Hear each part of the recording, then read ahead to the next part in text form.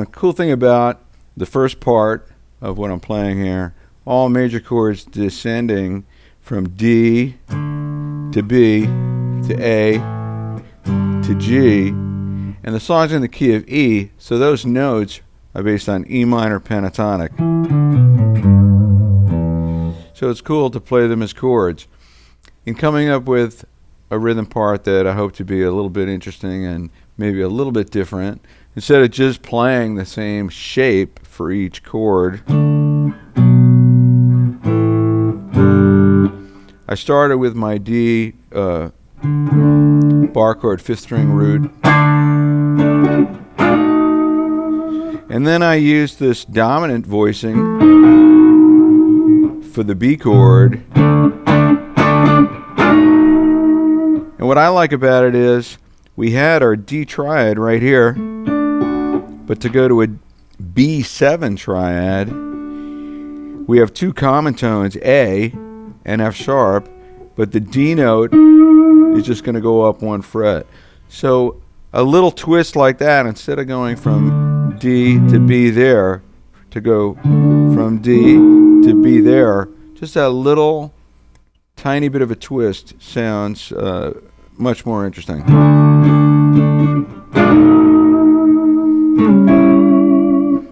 And then I pull this back, so this is A, and you also notice some vibratoing, which is another good technique to use when you're playing chords. It's not something you hear all the time, but it's just going to make the part stand out and be more distinctive. And the way I do it is I'm keeping the fingers and the wrist very stiff. They don't move. And then with the forearm, I'm shaking the whole guitar. And then the next chord that comes up after the A is going to be G. So I went from B to A. But then for G, I didn't want to do the same thing. I wanted to switch it up, so I moved into sliding sixths. So just this little intro, there's 3 different approaches to the chords. A straight 5th string root bar chord, then these little dominant shapes with the vibratoing, and then the 6. Then the main verse part comes in, and that's just a vamp, still dominant chords. The whole song is based on dominant chords. E7 to A7, 2 beats on each one. 1, 2, 3, 4, 1, 2, 3, 4. And actually, this is good to learn. There's a million songs that have a 1 to 4 change within a bar that's repeated. So what I like to do to make the chord stand out, this E chord, is I'm just playing notes on the 5th, 3rd, and 1st string, muting the 2nd, 4th string and the 2nd string. So you get, and I hit the 5th string, and then I hit the top string. So I get that kick drum, snare drum effect.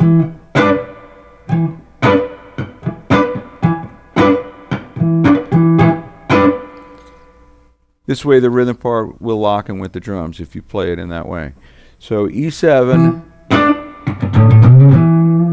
and then I switch to a single note riff for A using the notes of an A major triad. A, C sharp, and E.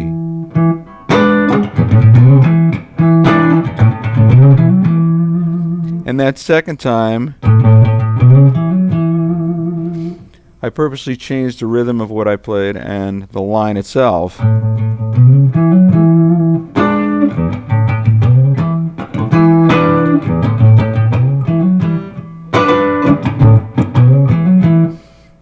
So I'm trying to use different rhythmic syncopations, even though there are subtle differences.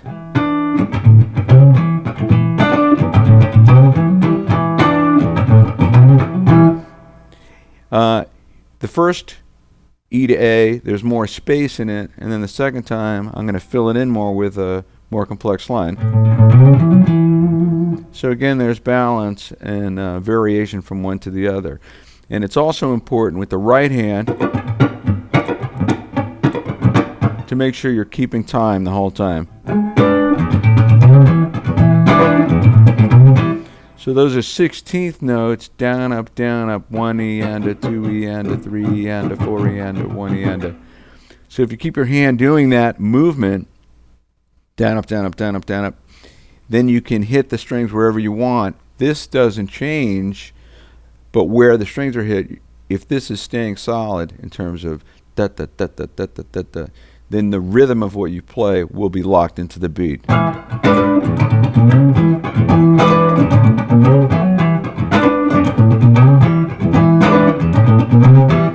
Then over the 5-chord B.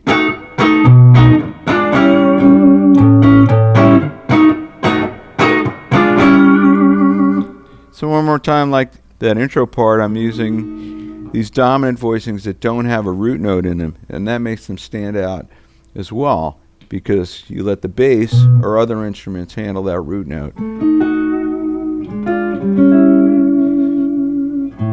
That's B down to A, and then I did a little chromatic line walking up. Just chromatic here. You could go.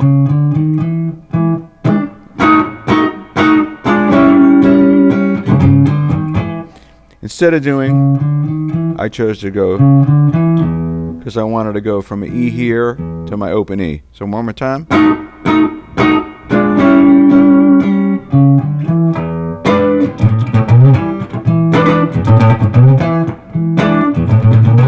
So that's the same. And then use that same D to B.